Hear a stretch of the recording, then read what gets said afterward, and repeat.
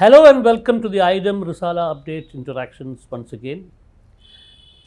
We have Paranjoy Guha Thakurtha, Senior Economic Affairs Investigative Journalist, with us again.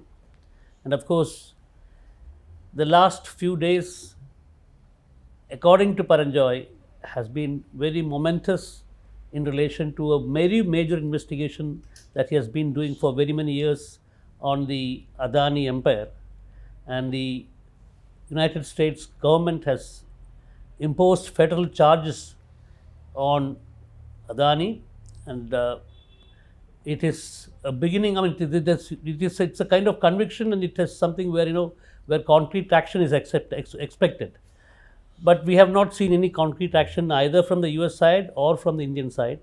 But Paranjoy has been writing and talking over the last few days, saying that this is a very important development and that Adani's invincibility has been questioned by this order. Paranjoy, you have been saying this, but then we have not seen any concrete action either from the US or from India. But then how can you say that this invincibility is now being questioned? My short answer to you would be, it's early days. It was on the 21st of November that we got to know that two agencies of the government of the United States of America, the Department of Justice and the Securities and Exchange Commission. The Securities and Exchange Commission is supposed to oversee the working of the financial markets in the US. And both these organizations, the DOJ and the SEC, have based their allegations, their charges, on an investigation done by the FBI, the Federal Bureau of Investigation, which is like, in India, it's like the Central Bureau of Investigation. It's the apex body in the US. Now, why do I say this is very significant? It's not a journalist. It's not even a journalistic organization like, say, the Organized Crime and Corruption Reporting Project, which has put out several reports on Adani. It's not like individual journalists, including me, who have been writing about the group.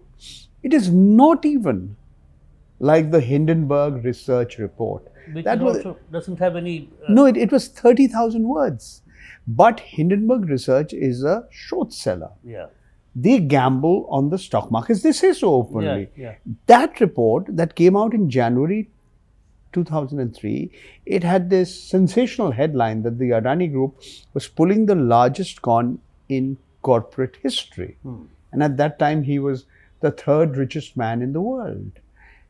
Why is this significant? These are not investigative reports. These are not legally government agencies. Now you're saying you see no action.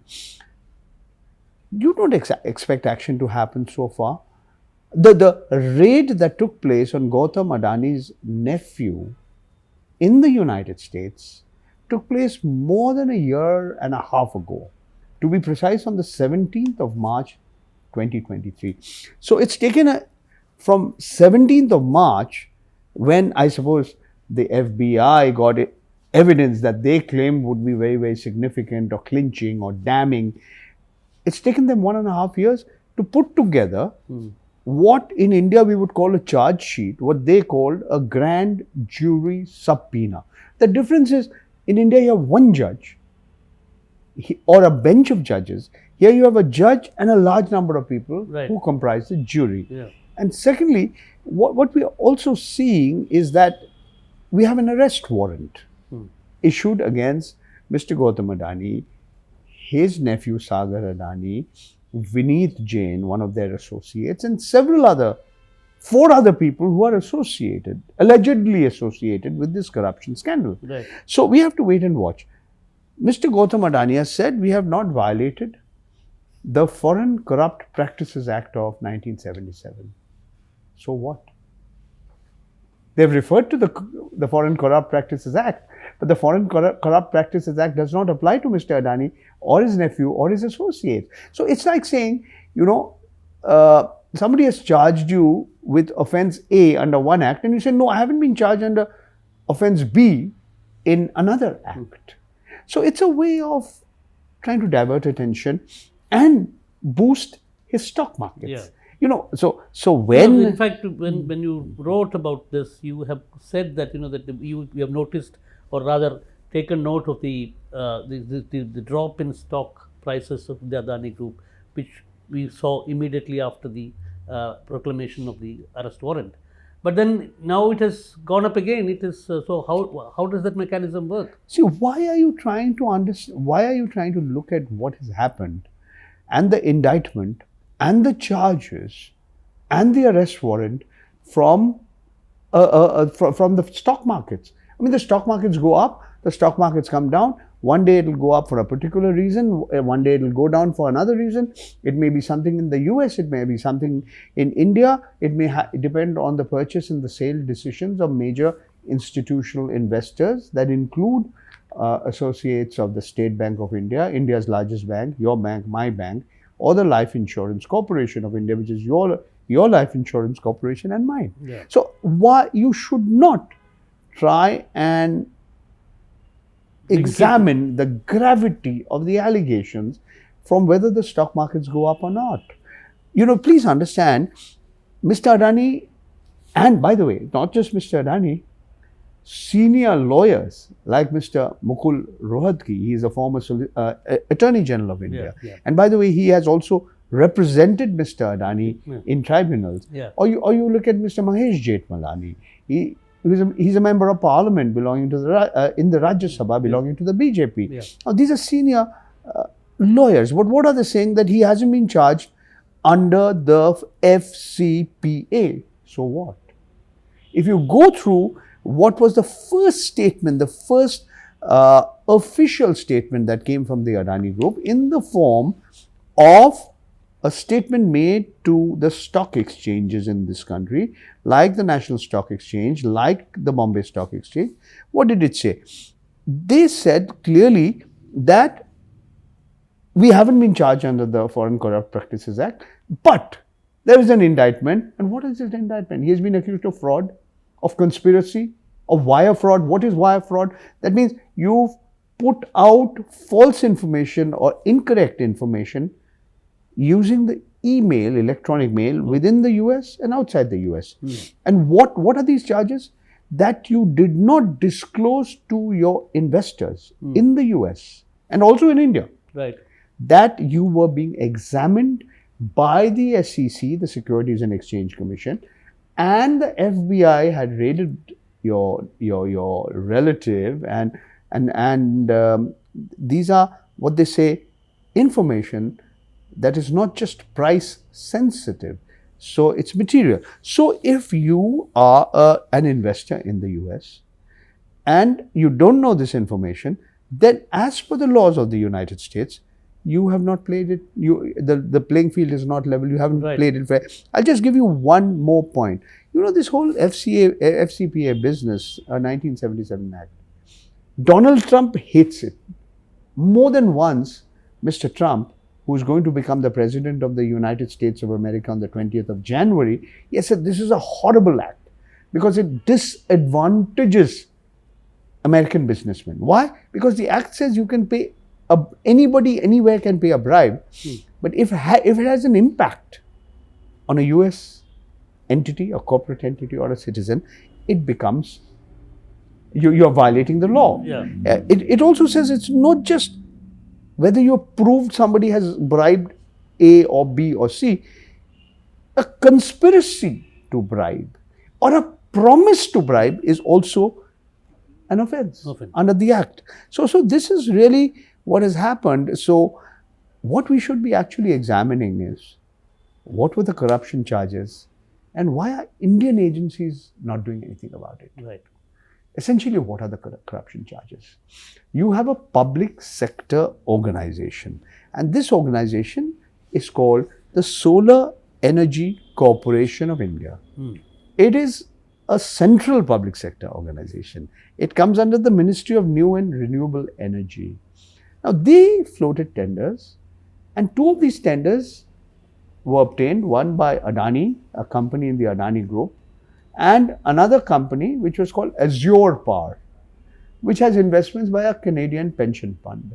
And by the way, there is reason to believe that individuals who are associated with Azure Power blew the whistle. Right. But that's another story. I can come to it if you want me to examine it. So you've given a contract to them. So Azure Power and Adani are generating solar power. Now you have to sell that power. No? It's not enough to generate it. If there's nobody to Buy it. what's the use? Yeah. But the SECI, that's a Solar Energy Corporation of India, not to be confused with the SEC, which is the Securities and Exchange Commission. So the Solar Energy Corporation of India were not finding buyers. Why? Because the price was so high.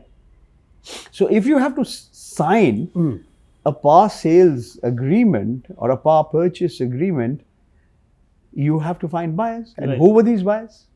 They were not BJP except for one. Union territory, that's Jammu and Kashmir, these were not controlled by the BJP. You had Orissa, which was that time headed by Naveen Patnaik. You had Tamil Nadu, which is still headed by M.K. Stalin and the Dravida Munnetru Kazhagam. You had Chhattisgarh, the government of Chhattisgarh was under Congress. As the Congress ruled, Bhupesh Baghel. But it has been alleged that of the total amount that has been paid by way of a bribe, and that is 265 million or around 2029 crore rupees at the then prevailing Exchange rate. Out of this, 228, that's like about 80%, was allegedly went to Indian officials in one state, that is Andhra Pradesh. Now, in the indictment document of the Department of Justice, that person has not been named. He's official number 1.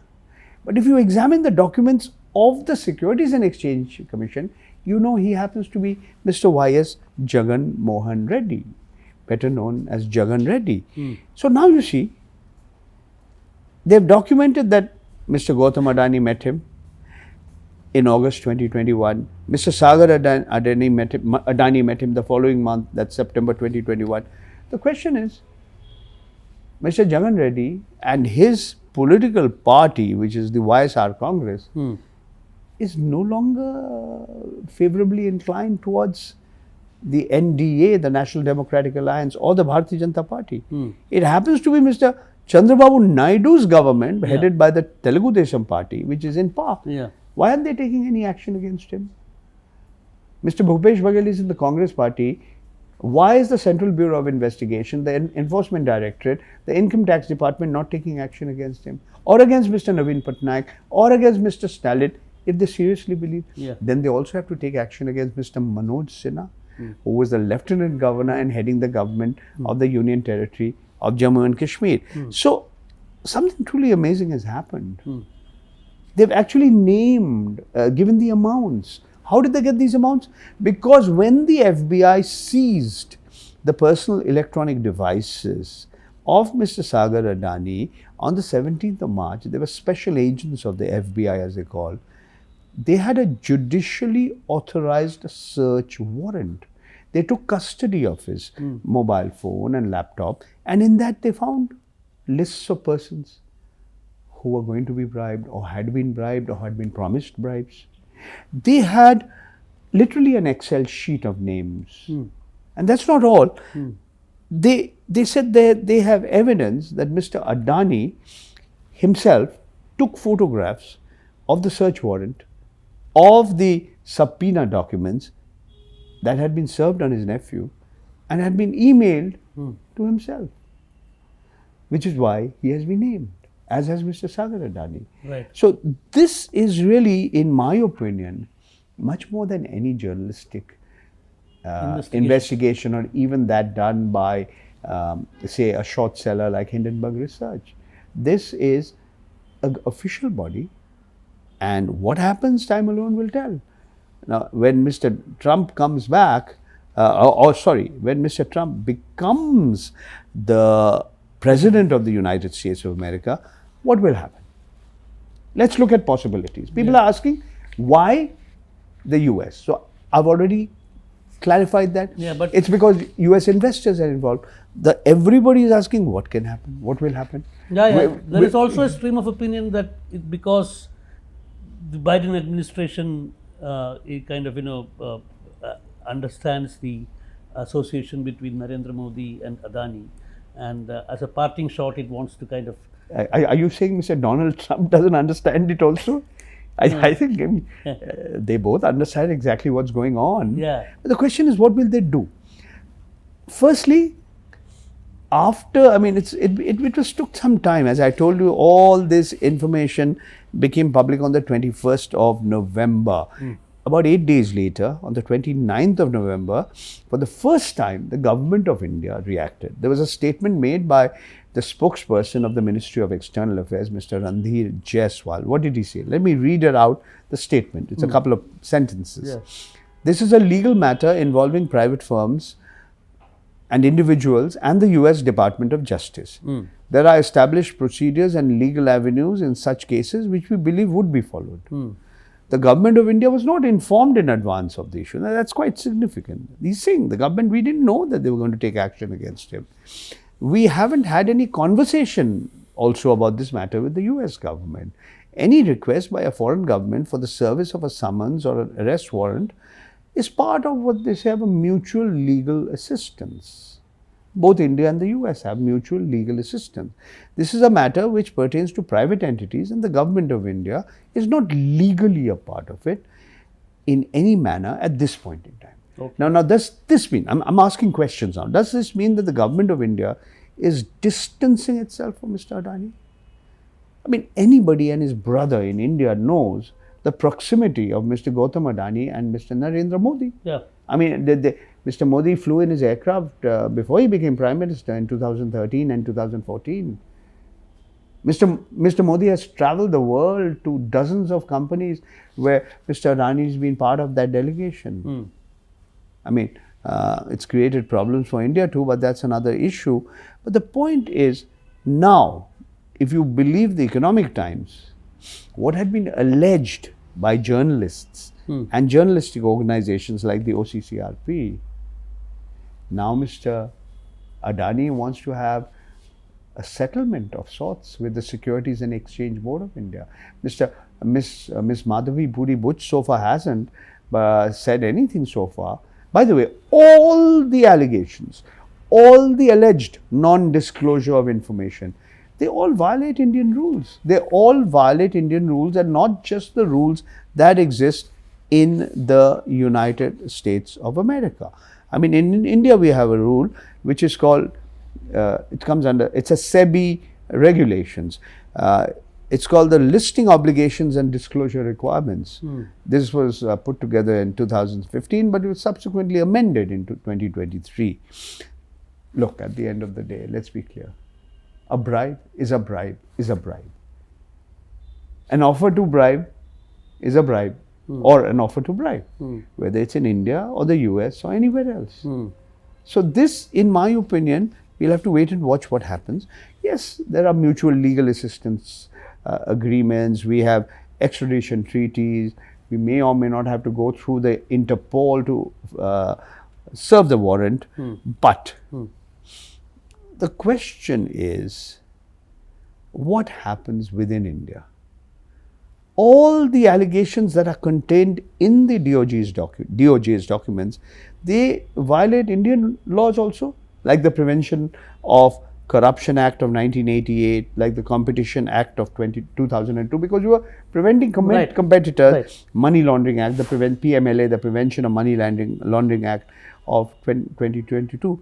You know, this legal portal called Leaflet, they quoted legal experts from the chambers of Anurag Katharki, and they said there are various options. The prosecution could be deferred. There could be a plea bargain. What is a plea bargain? Suppose you are charged with five charges. Yeah, there are 5 charges against you. You admit to 3 and you don't admit to 2. So you are not arrested. You got away after payment of. I mean, this is a hypothetical case I'm giving you. That's like a plea bargain. So we don't know what will happen. We just have to wait and watch. And even if we have a new person to head the Federal Bureau of Investigation, the Department of Justice, and the Securities and Exchange Commission of India, we don't know whether this legal process, what will happen in what will be its trajectory, what speed it will move, when it will move.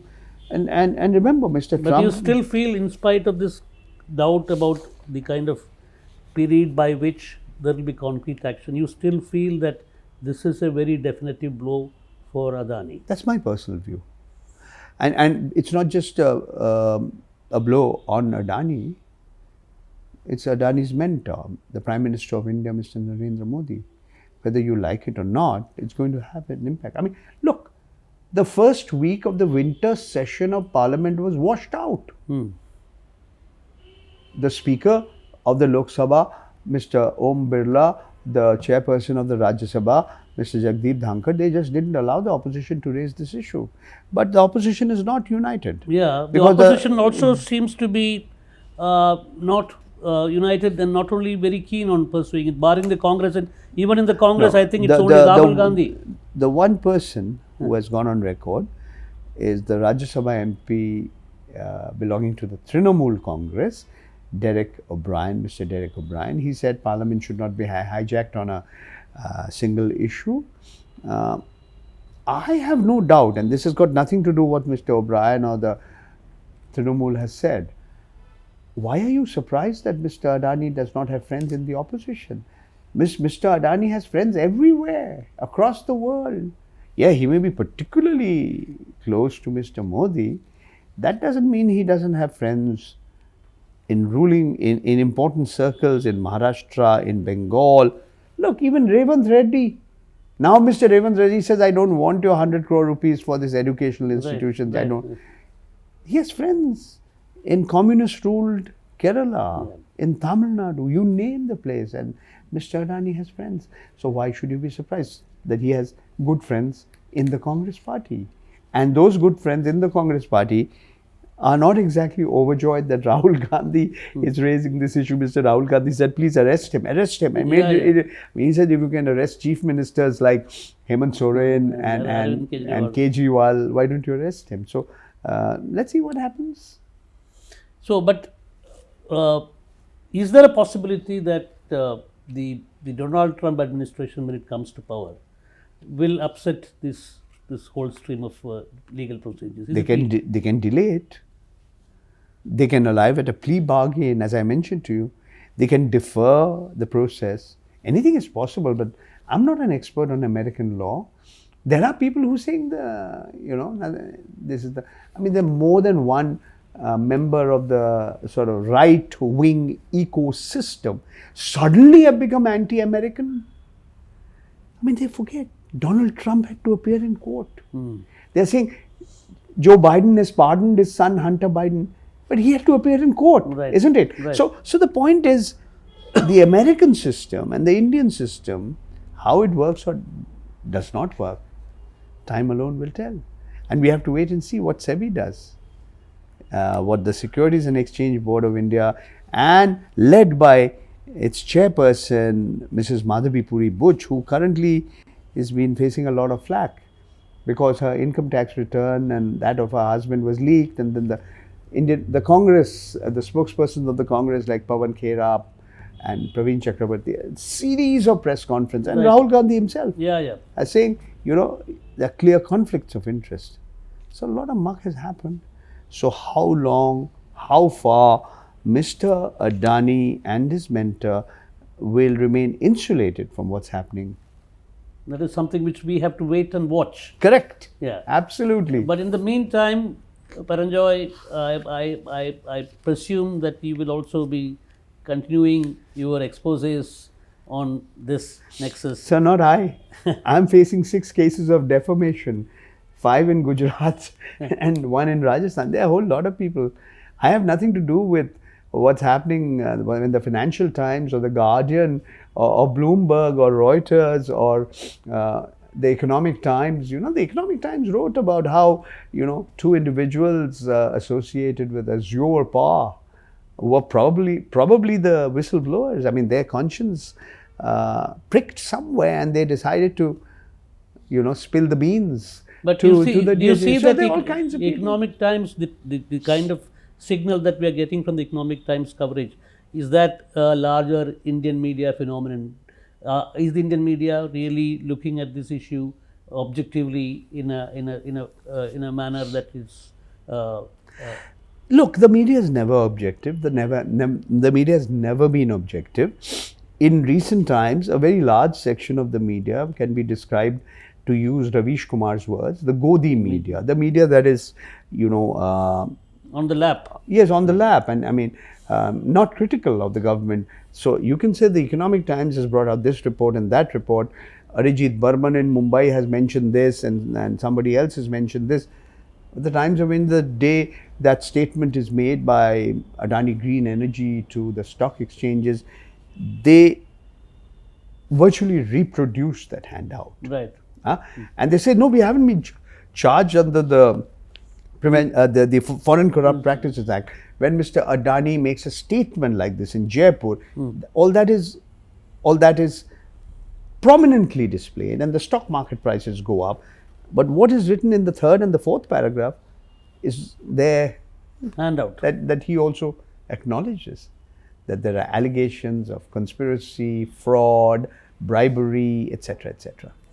So, from the way I see it, Paranjoy, the thing is that you say that that the legal process and the concrete action in terms of penal measures may take a long time or may happen soon in the US. But the wheels of justice grind very, very slowly. The arm of the law is very, very long, the long arm of the law, whether it's in the US or in India. And as you know, and I don't have to tell you, the law favors the rich and the powerful. Well, I mean, anyway, the point is, in spite of that, the law favors the rich and powerful. Paranjoy is convinced that this is a very definitive blow on the Adani shenanigans, and he feels that he's of the opinion that the kind of expose that has taken place in the US federal system, a legal system, that is going to impact both Adani and his mentor Narendra Modi in the long run. He doesn't know when it is going in to the medium term.